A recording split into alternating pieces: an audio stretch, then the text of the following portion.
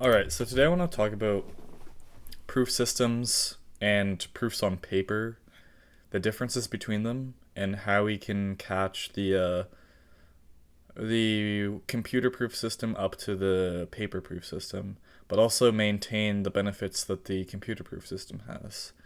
So, when you're writing a proof, let's say we know y equals x and we know y equals z, and so we would write, and so we know that x equals z. So this is kind of a valid thing that we do in math all the time.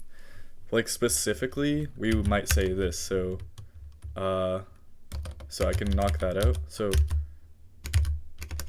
Uh, okay, so I'm just gonna break it down a little bit more. So because y equals x, then we know that x equals y by transit, or by, what is this,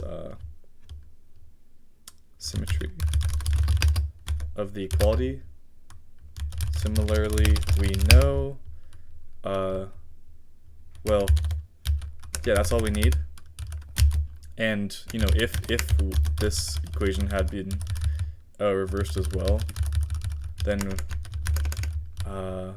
we would have to say, similarly, we know y equals z.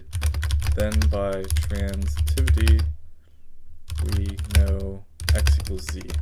So that would be the more formal way. And then there would be like another layer, which would be like, what are the statements that we know are true? So for transitivity, it's like for all a, b, if like a equals b, then it implies b equals a, right? So specifically, we would have to like bind x to a and y to b, and then we'd extract that implication, and then because we know, or sorry, we would bind a to y and b to x, and then because we know y equals x, then we can extract the x equals y. So to be fully formal about it, we are using other statements which we know are true, and we're instantiating them with the correct variables, and then like we're doing an operation on the inner thing to extract out more information. And we're doing that for symmetry, and we're also doing it for transitivity, so there'd be one for transitivity as well. But you know, like the great thing about math on paper is because you have a target audience usually.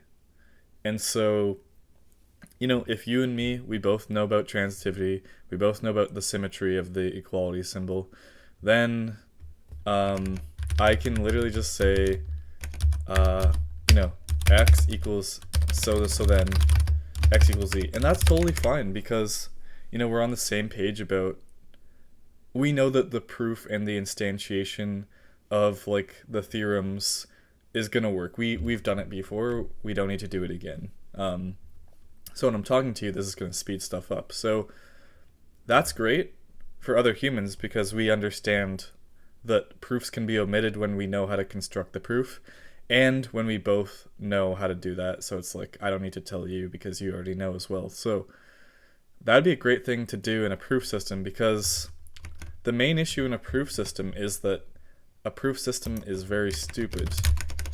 What I mean in that, not in a bad way, just as in any program is stupid in that it does exactly what you say it does and it can't do much else. So when we have a proof system and we want to prove these statements true, we can kind of take a look at what the proof looks like, and then look at what it's doing. So what we have to do is so instantiation of like for all statements is a very formal thing. It can't just be like, because you know, we have to structurally represent what it means to like instantiate a for all, right? Because this involves a and b, and we want a statement about like x and y and z, right? So the instantiation part is something that's a little bit complicated on the computer side of things. So you know, so in this proof we obtain on line 7 that for all b in the natural numbers, y at b equals b at y. And what we've done here is we've bound we've bound y to be a in the for all on line 3. And so this here, the depths are like the dependencies. So we took line 3 and we combined it with line 5, which is that y is in a natural number. And then we obtained that for all b in the natural numbers, y at b equals b at y. And then we have to bind b, and b is going to be x, and so we bind it with line 7, which is the line we just produced, with line 4, which is that x is a natural number, to obtain the implication. And then from the implication, because we know y equals x, which is on line 4, y equals x is on line 0, right? So when we combine line 8 with line 0, we just get x equals y. So this whole sequence of things is fundamentally something that has to happen for us to be formal about what we're doing. Like, maybe these two lines could be combined by saying, like, if our for all statements were able to do like for all a and b, like with a comma there, then maybe we could do that. But just right now in our system, we don't have that. So either way, we have to, explicitly instantiate the theorems we use to be able to extract the information we want. And that's something that's going to slow us down and make us not want to use this type of proof system, because when we're in our paper system, it's just so easy to just say, we already, like, I don't want to explain this to you every time. But the proof system needs to know this every time, pretty much. Like, when you use a theorem, you need to say to the proof system that you're using a theorem. Maybe in the future you won't. Like, theoretically, the best thing possible would be that, like, in the proof system, I could say, I want to add this line to the proof. And the proof system would check if, like, there's a way of, like, transforming the previous knowledge into this. That would be great. I just think that would be kind of expensive right now. I haven't really looked into it. And so, as for right now, we'll just make this smaller move, which is, like, if we look at the source code, right, we have to kind of do all this work to prove it. So instead, what if we introduce, like, a function that will generate valid proof lines? Because that's kind of what we're doing. We're calling a function, calling a function that generates the valid proof lines to get to our goal is the same as us kind of like blackboxing the fact that I don't need to tell you about the proof because we know it exists. But here, we know it exists because here's the function that does it. And specifically, the function that does it that I've created here is called proof symmetry. And I hope there would be a way to generalize this to other things, but for now we're just doing it for this symmetry part. And for the symmetry part, we pass in the left-hand side and the right-hand side. So, if we want to prove that, like, x equals y, then the first thing we have to do is find the fact that y equals x. So we construct a formula, and then we find the line in the proof where we have that fact. And we also check that we know symmetry is true.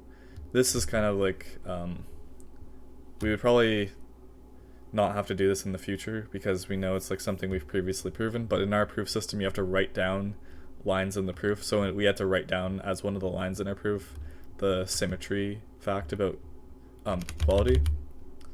And then we also have to know that, like, because our symmetry equality operates on natural numbers, we need to know that, like, x and y are both natural numbers. That could be generalized for sure. And then we find those lines, and if we have all of those lines, then we have the line numbers where they exist, and then we can apply the rules just like we did in the real proof, and the real proof was like down here, right? So now that we have that function, it allows us to operate at the level in which we would expect on paper math. So we would say, what was that function called? Proof symmetry, right? So instead of all this, we'll just comment that out. We can just say prove symmetry on that proof P, and we want x to be here, and we want y to be there, because we're proving x equals y. Okay, and I'm just gonna knock that away. And then we would do the same thing, but for y equals z.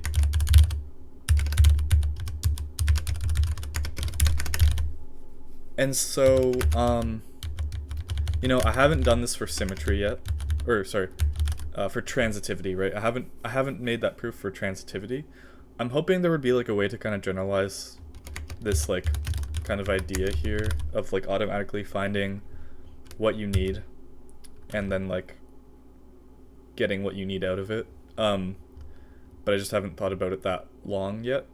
But either way, what we've done here now is well,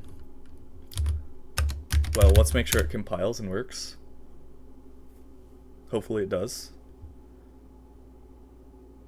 So we should expect to see the same proof, right? Because the underlying proof in the computer world, because the computer cannot do what us humans do, which is like automatically know something is true because we know the proof exists for it.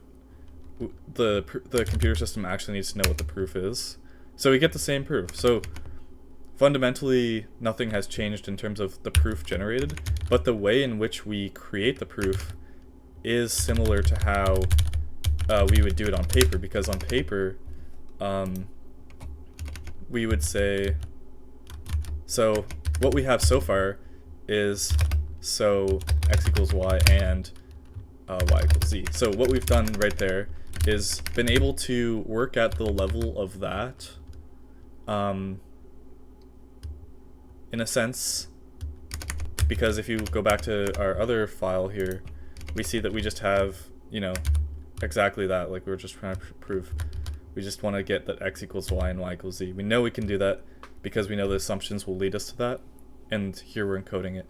And something interesting to think about is, you know, like the reason why us on paper can do stuff like this all has to do with the simple fact that like we've done it before, right? So like the first time you saw this, you didn't know that x equaled z.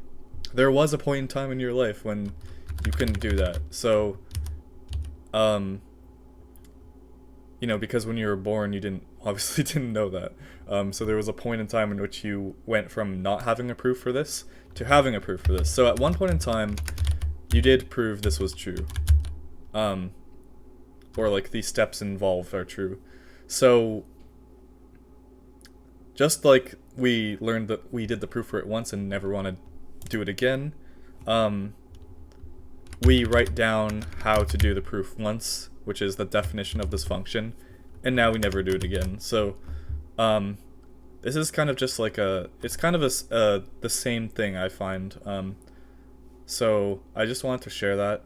And also one last thing is like, whenever you say like, oh, you know, like you repeat the same proof on this object but like replace it with that, now that's something that can actually, like, with a proof system, you can actually do in a similar way. So you can create the same proof but replace like a certain element with a different element. And so this is why proof systems, like, I think if you focus on like the ergonomics of using the proof system, then you can actually do, or at least operate at the level that you'd want to operate at. But it definitely will take time, and doing things like defining these functions. But it allows you to pretty much generate a proof using like a different system, which is something that we do in mathematics, but we don't formalize it. We just say, you know, you can construct a proof by taking this other proof and like changing it a little bit, but we don't ever like formalize how we can operate on proofs like that. And in a proof system you can, which is like a good thing, because, you know, in math you want to make sure it works. Like a lot of the time we're just kind of going off the fact that like, oh yeah, that works because like that just obviously works. And a lot of the time that's true. So just doing it on a computer will help you, you know, be a little more confident about it. But, you know, all that we're trying to do is trying to replicate what we actually do on paper, which is where we can go fast and come up with ideas. So yeah, hopefully this helps show how you can like turn the paper ideas into computer ideas, and like how to simplify your API. But yeah, that's about all I wanted to share today.